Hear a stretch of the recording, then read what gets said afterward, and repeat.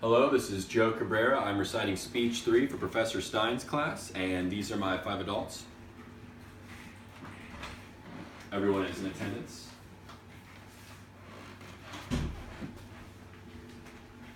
And this is called Why I Choose to Travel. Traveling is good for the soul.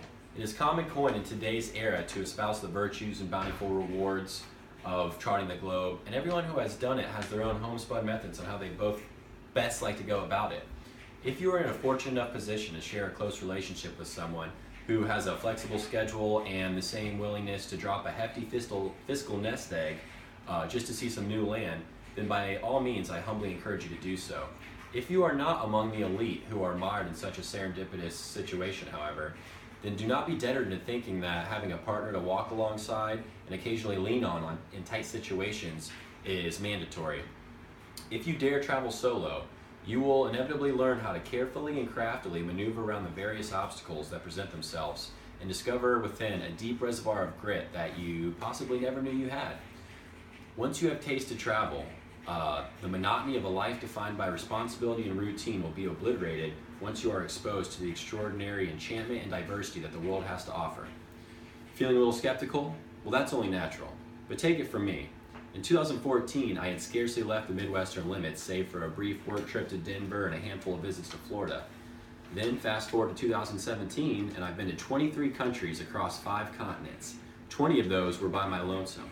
Add to that a few extra states that I'm sure I never would have been able to see had it not been for me taking the reins of fate into my own control, and you have before you an exceptionally well-traveled individual.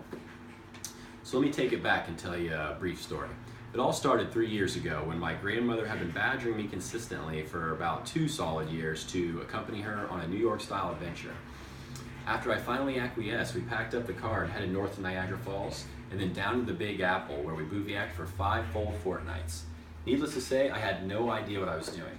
I overpacked by approximately 3 full travel bags, and my experienced grandmother instructed me to leave them on the living room couch. It didn't take long, however, before we hit the open road that all of the various sights, sounds, scents, sensations, and conversations congealed to form an alchemy that I could not have thirsted for more intensely. Upon my return, I realized that traveling had its hooks and clamps in me. I immediately started researching the next destination for my next big trip. I landed on New Orleans for Halloween and confided in a friend who I had been casually plotting a cross-country excursion with. At first he was on board, but alas, the stars of our schedules could not have been, might as well have been galaxies apart. Once the particulars of the trip started manifesting into a concrete reality, the lowest of my Clark backed out. Now, I could have stewed bitterly in my comfort zone and blamed my friend for leading me on, but the voodoo pull of New Orleans proved to be too powerful. All of the particulars of the trip were already good to go, so all I had to do was pony up the cash and then the trip was booked. I was a bundle of nerves, but I decided to go for it anyways. When it was all said and done, I hopped a homeward bound train with lasting memories and new friends, and all of my worried disposition at the potentially dreadful outcomes and already distant memory in the rear view.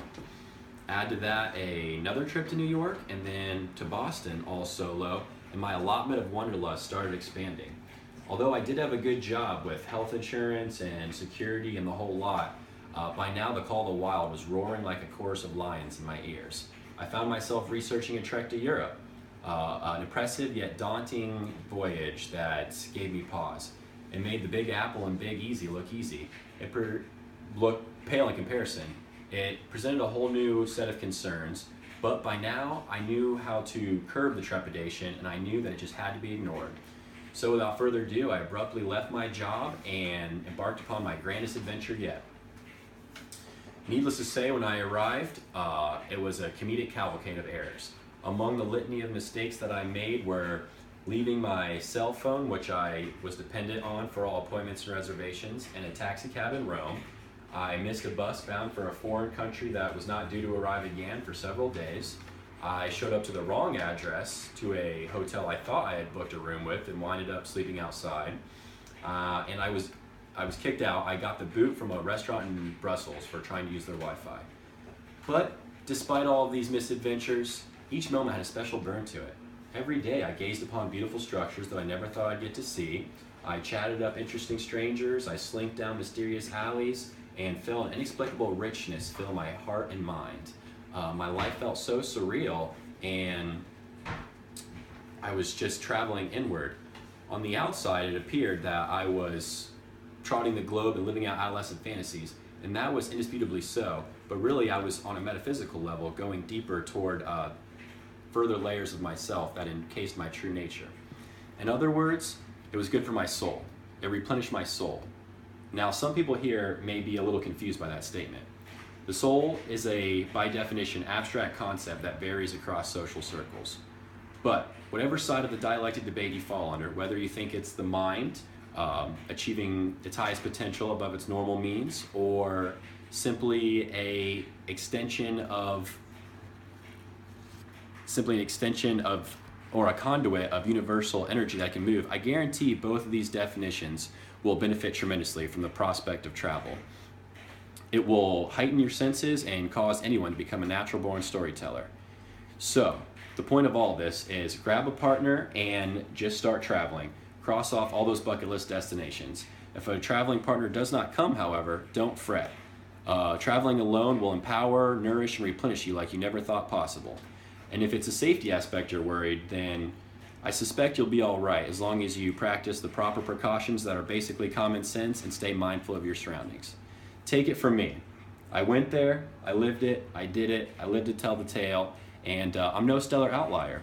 All it took for me to rise to the challenge of such an intimidating exploration and a quest that I never would have thought was possible was one wonderful road trip with my fun grandmother. Now I'm 23 countries down. There's many more to go, many more to return to, and until I'm unable, I don't foresee that desire extinguishing anytime soon. Thank you. That's the speech. Yeah.